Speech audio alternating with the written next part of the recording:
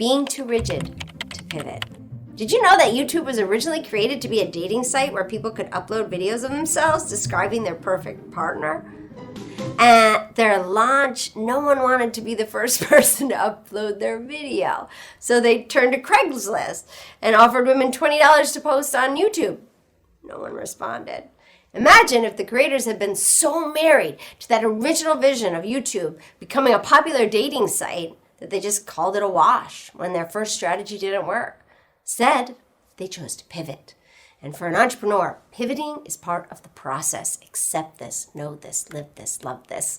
When the creators of YouTube decided to open the platform up for posting videos about whatever people felt like posting, one of the founders kicked things off and uploaded the very first YouTube video, an 18-second clip entitled Me at the Zoo. And about a year later, YouTube was acquired from Google for $1.65 billion. If the founders of YouTube had viewed their initial difficulties as failure and looked technically YouTube as a dating site was a failed concept, but in the entrepreneur's world, failure is the end. It's just more information. Thomas Edison, as we know, said, "I've never failed. I just discovered 10,000 ways it didn't work."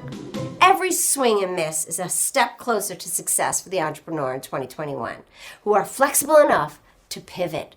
Try something else, try something new, go back to the drawing board and don't give up. Instead of hyper-focusing on one desired outcome, connect your drive, your inner passion, your entrepreneurial spirit to your innate human desire to help millions of people whose lives are going to improve because of your brand. And don't stop until you reach them. Let go of what you think is supposed to look like, because you're not going to be able to really know until after you get there and look back and say, wow, that was one wild ride.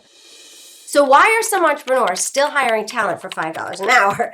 This price point should tell the discerning entrepreneur this person is either just starting out and you're paying for them to learn on your time, or this person has been doing this a long time, but they have either gained mastery of it and can price accordingly, or worse, they can't communicate the value of what they can do because they have never seen their work gain mass value for a client, or they don't know how to communicate it even if it does. Think about the seamlessly simplistic Nike logo, now worth Google bucks. Put it on a plain white t-shirt and that shirt goes from $5 to $20. That logo is essential to creating more value, more impact for the brand. That logo is a walking advertisement, providing that almighty word-of-mouth advertisement. We're 50 times more likely to buy from word-of-mouth advertising. Are you starting to see where the budget for creative work on the impact and the value and not the labor it takes to get something done is of more value to you? A truly impactful logo is worth billions, and it's a piece of a brand that connects and that creates recognition and trust and impact. Design ultimately solves a problem, right? More succinctly said, brand messengers overcome obstacles to buy.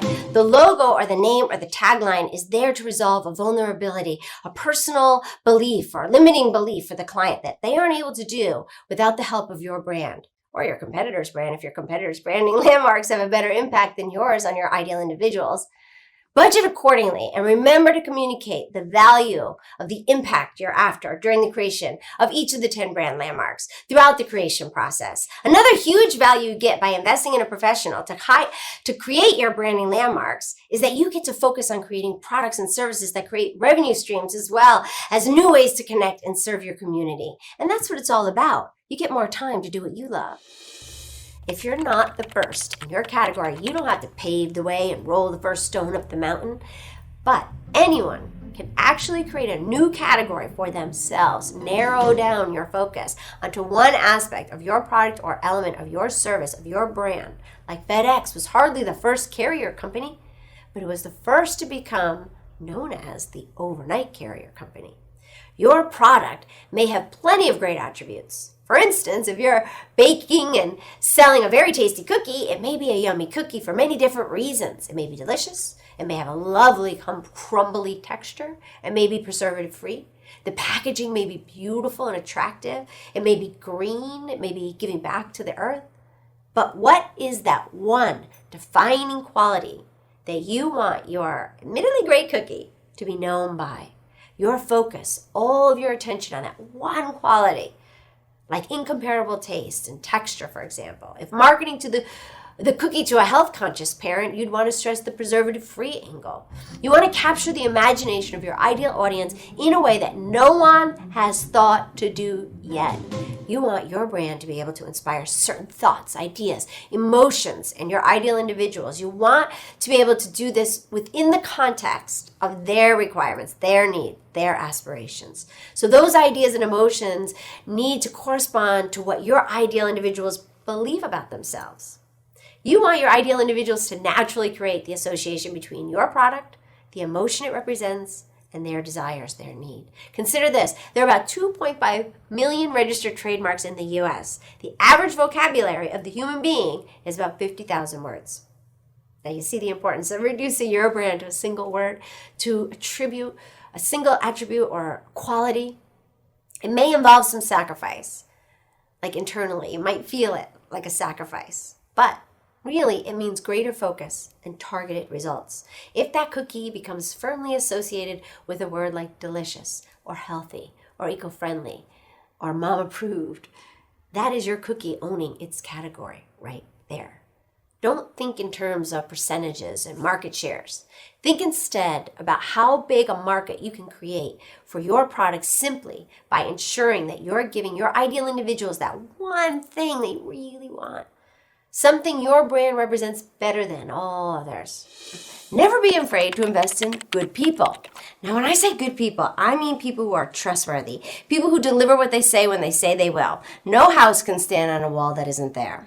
A recent study found that an average successful brands reported spending between 25 and 50% of their initial budget on payroll, with an additional 1 to 5K dedicated to professional consultants. And new brands who choose to take a more DIY approach in attempting to save money usually find themselves spending even more further on down the line because they accidentally filed their taxes incorrectly when they should have consulted with a tax expert, or they ended up paying thousands of dollars in legal fees because they didn't hire a liability consultant, or they wind up needing to undergo an entire rebrand because they didn't consult with a branding expert. I get that call a lot. One of the key advantages to investing in people is having a vast expanse of expertise, reinforcing your brand in areas you might not have the most experience in personally. Invest in the kind of people whose values and ethics, yes, are aligned with your brand's values and ethics, and who possess particular strengths, talents, and expertise that can take your innovative ideas to the next level. As fun as it is to say, she's my mini-me, or, she's just like me, you don't want to hire people just like you. You want to hire people who are better than you. It's something your brand needs to strengthen. Are you a great visionary but weak when it comes to systemizing your process? That position is a great position to invest in, to strengthen the value of your entire company. They will have ways to systematize that are, as my accountant puts it, more eloquent than you could have ever thought of. Because this is their sweet spot. This is their area to shine. Let them shine in it.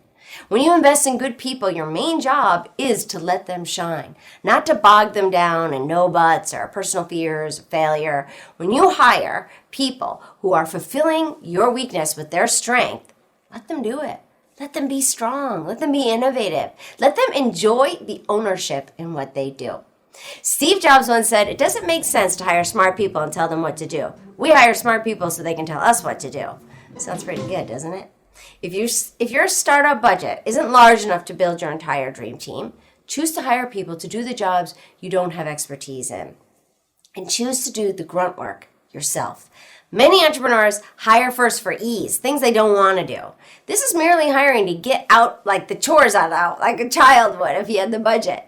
There are always ways to work hard that you don't want to do when you begin something.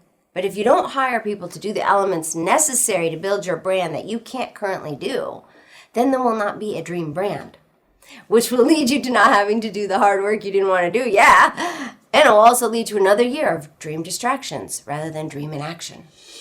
What makes people decide to buy?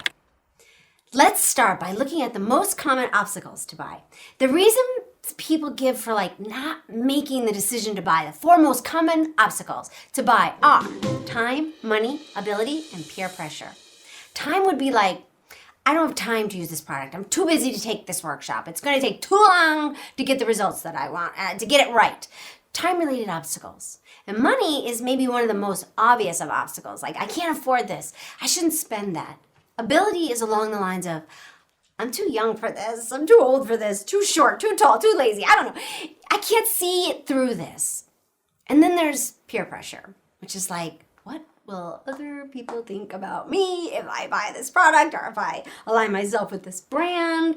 Customers often encounter a combination of these obstacles to buy when making purchasing decisions. But for each brand, there's one obstacle to buy that is your most prevalent for your ideal individuals. And your job as a brand is to identify which of these obstacles looms over the largest for your ideal individuals. And then use your brand to do what I call valuing every vulnerability. An obstacle to buy is in essence a fear. And the decision to buy is emotional. So valuing every vulnerability is how you help your ideal individuals overcome their fears, their obstacles to buy. It's all about identifying your ideal individual's most prevalent obstacle to buy and then addressing that vulnerability head on through an inspirational story, helping them imagine themselves living into the greater future promised by your brand. Thanks for watching. Don't miss out on a single thing. Subscribe below. And here's something else I think you'll love.